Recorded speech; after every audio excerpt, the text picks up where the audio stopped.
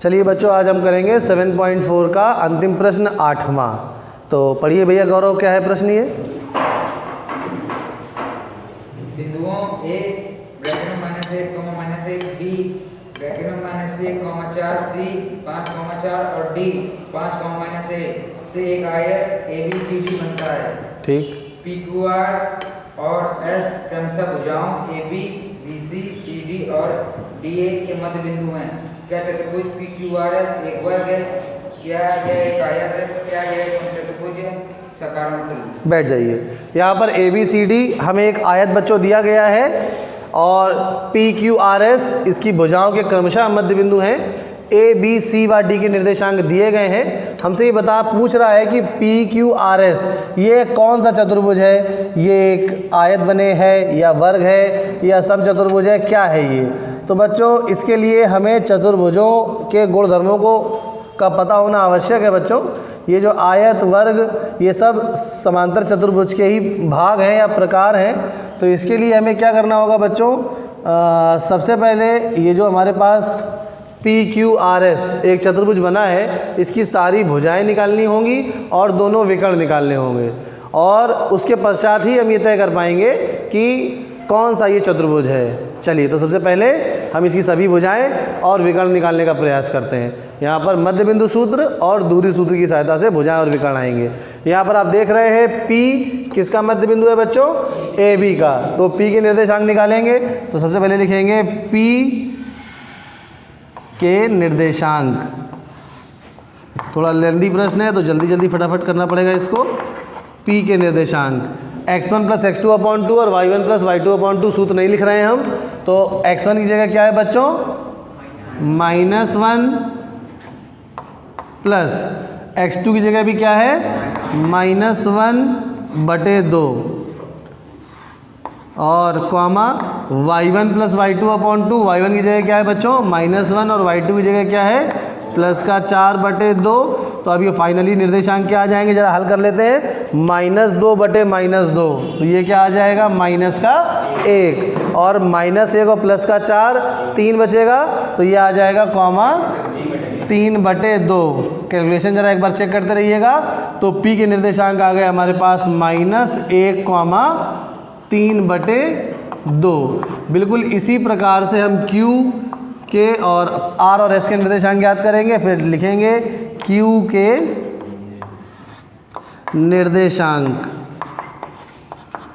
तो Q के निर्देशांक निकालने के लिए यहाँ पर x1 + x2/2 -1 + 5 क्या हो जाएगा? +4, और +4/2 क्या हो जाएगा? 2। डायरेक्ट लिख दें, समझ में आ रहा है सभी को? और उसके बाद y1 + y2/2 4 + 4 8/2, यानी क्या आ जाएगा? 4। तो हमारे पास Q के निर्देशांक क्या आ गए? 2,4। अब हम निकालेंगे R के निर्देशांक। R के निर्देशांक R DC का मध्य बिंदु है। 5 + 5 10/2, तो यानी ये आ गया 5 x का मान और y का मान -1 और +4 यानी 3, और ये आ जाएगा 3/। और अब R के बाद अंतिम बचा S के निर्देशांक निकालेंगे। तो S AD का मध्य बिंदु है। -1 + 5 यानी +4 और 4/2 कितना आ जाएगा? 2। x1 + x2/2 y1 + y2/2 -1 और -1 -2 और -2/2 यानी -1। तो यहाँ पर ये आ गए निर्देशांक -1। तो हमारे पास Q के आ गए निर्देशांक। R के कितने आए हैं?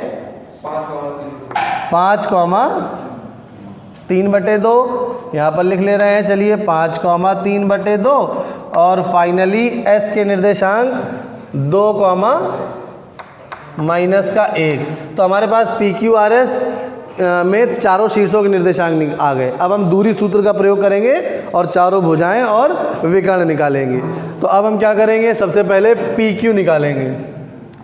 तो PQ निकालने के लिए PQ बराबर डिस्टेंस फॉर्मूला अप्लाई करेंगे, √x2 - x1 का होल स्क्वायर और प्लस y2 - y1 का होल स्क्वायर। तो देखिए ज़रा कैसे निकलेगी PQ बराबर √, अब x2 PQ के लिए देखिए ज़रा, ये है x1 y1, चाहे तो यहाँ मार्क कर लीजिए, ये है x1 y1 और ये है x2 y2।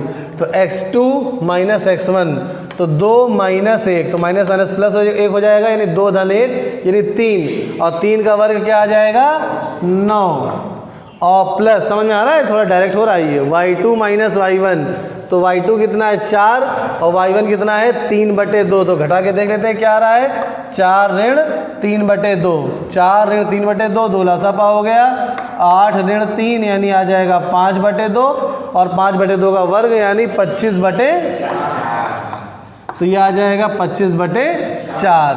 अब इसके बाद लासापा लेना पड़ेगा, तो पी क्यू बराबर ये आ जाएगा √4, इसका लासापा हो जाएगा यहाँ पे 9 चौको 36 धन 25। तो फाइनली हमारे पास पी क्यू क्या आता नज़र आ रहा है, ज़रा देख लेते हैं। 6 5 11 की 1 हासिल लगे 1, और 3 2 5 1 √61 और बटे 2, 4 का वर्गमूल कितना आ गया 2। समझ में आ रहा है सभी को। तो ये हमारे पास आ गया पी क्यू का मान। बिल्कुल इसी प्रकार से अन्य सारी भुजाएं निकालेंगे। तो अब हम क्यू आर निकालते हैं। क्यू आर बराबर डिस्टेंस फार्मूला अप्लाई करेंगे, अब डायरेक्ट लिख ले रहे हैं √ के अंदर क्यू आर।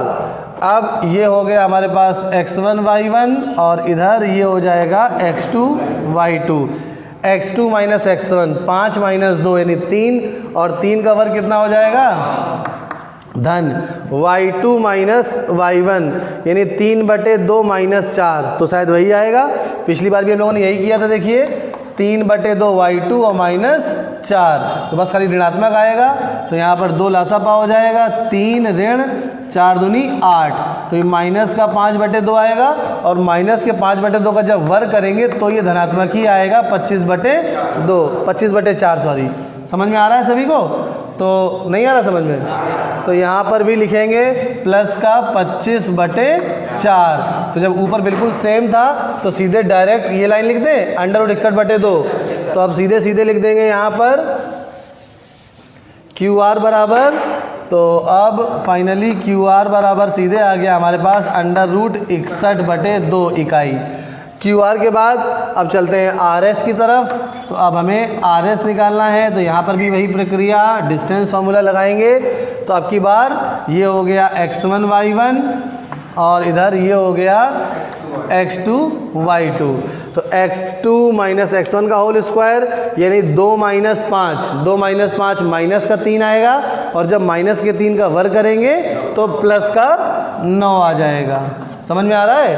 और धन y2 माइनस y1 का होल स्क्वायर, तो y2 कितना है माइनस का 1 और y1 कितना है 3/2, तो मतलब माइनस का 1 और माइनस का 3/2, इसका वर्ग करना होगा। तो यहाँ पर 2 लासापा हो जाएगा, देखिए तो यहाँ पे माइनस का 2 और माइनस का 3, तो ये आ जाएगा माइनस का 5/2, और माइनस के 5/2 का वर्ग करेंगे तो प्लस का 25/4। तो देखिए क्या ये भी वही आ रहा है बच्चों? हाँ, तो ये भी आ रहा है, तो इसको भी सीधे सीधे वही लिख सकते हैं। तो यहाँ पर हम आर एस को भी लिख लेंगे √61/2। अब हमारे पास अंतिम भुजा बची है कौन सी? P S. तो अब हम पी एस निकालते हैं। चलिए पी एस बराबर √ चलिए देख लें नीचे तक आ रहा है कि नहीं आ रहा है पी एस। तो x, आप पी एस के लिए ये x1 y1 हो गया, ये x2 y2, नहीं इधर है ये पी एस। तो ये हो गया x1 y1 और इसको हम लिख लेंगे x2 y2। तो अब पी एस के लिए x2 माइनस x1 का होल स्क्वायर, -1 और -2, माइनस का 3 और -3 का वर्ग क्या हो जाएगा बच्चों? प्लस का 9, प्लस y2 माइनस y1 का होल स्क्वायर, तो 3/2 और ये माइनस का 1 है, और माइनस माइनस हो जाएगा प्लस, ऐसे आएगा y2 3/2 है माइनस y1, खुद ये माइनस का 1 है, तो 3/2 प्लस 1, यहाँ पर 2 लासापा हो जाएगा, तो 3 धन 2 यानी 5/2 प्लस का आया, और 5/2 का वर्ग जब करेंगे तो यहाँ पर भी बच्चों कितना आ रहा है 25 स्क्वायर करेंगे 25/4, 5/2 आया, वर्ग करेंगे 25/4 आएगा। तो अब हमें ये समझ में आ रहा होगा कि यहाँ पर भी क्या आने वाला है √61/2। तो यहाँ पर बच्चों चारों भुजाएं बराबर हो गई।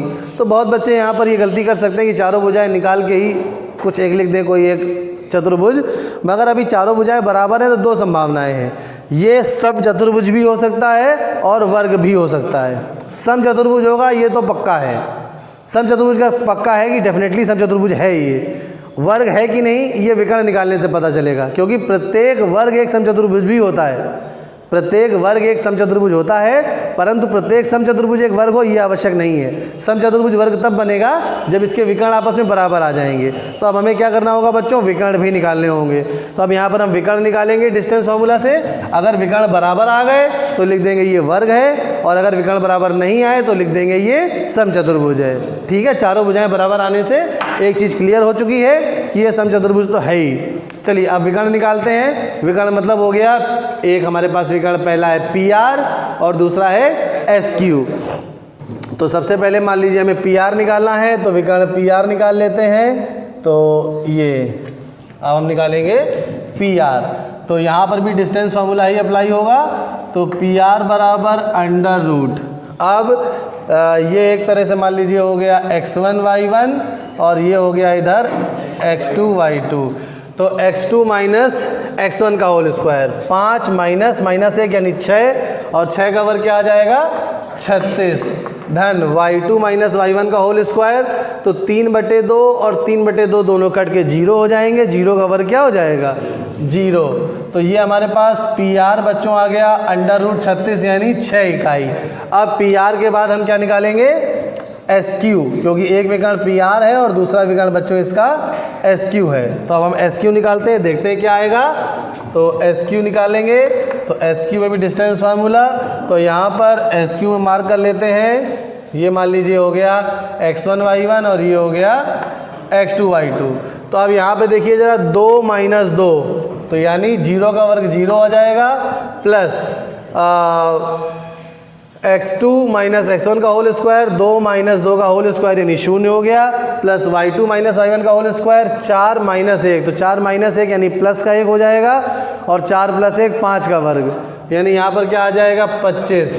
तो हमारे पास SQ बराबर बच्चों क्या आ गया है, SQ बराबर 5 आया है। तो यहाँ पर देखिए चारों भुजाएं तो बराबर आई हैं, परंतु विकर्ण बराबर नहीं आए हैं, इसलिए ये क्या होगा, एक सम चतुर्भुज होगा। तो यहाँ पे लिखेंगे, अब लिखेंगे चतुर्भुज की चारों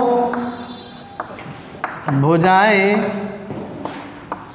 समान हैं, परंतु